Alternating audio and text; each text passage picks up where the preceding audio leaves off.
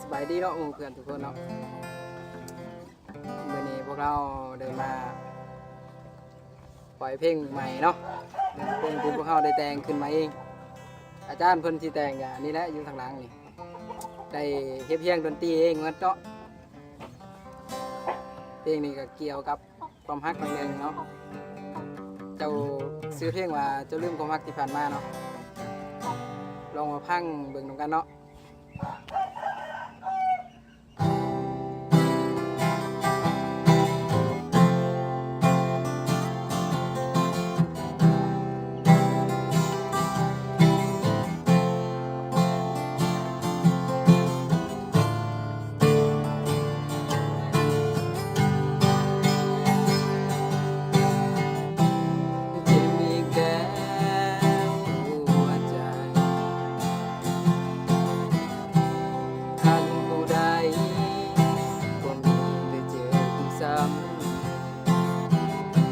อาจเป็นเพราะเวรกรรมเก่า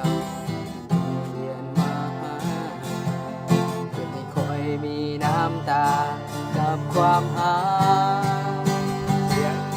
อย่างสิ่งขอพรสิ่งสารสิ่งให้หางเอาคืนมาได้แต่ขอภาวนาให้หาเขาเป็นเหมือนเดิมแต่บ่ฮู้ว่าเจ้าอยู่ไสอยู่กับใครในตอนนี้อยากให้รู้ว่ายังมีคนที่คิดถึง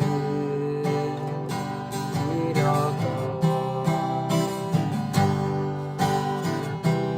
ในตอนนี้เจ้าคงมีความสุขล้นคงจะลืมคนที่เขาเคยห่วงหาคนที่เคยสัญญาว่าสิห่างกันจนวันตายแต่สุดท้ายเจ้าก็ไป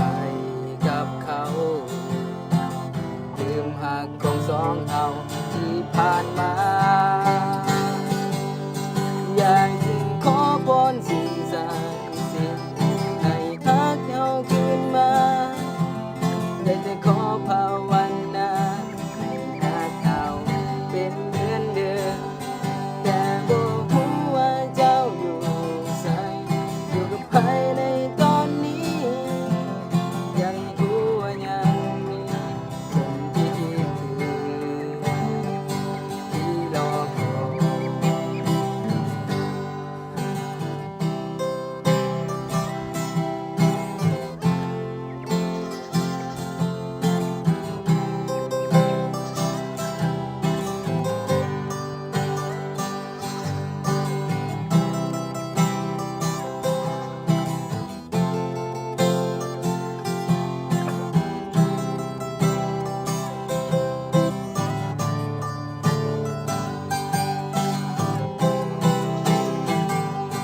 อย่างสิ่งขอพรสิ่งศักดิ์สิทธิ์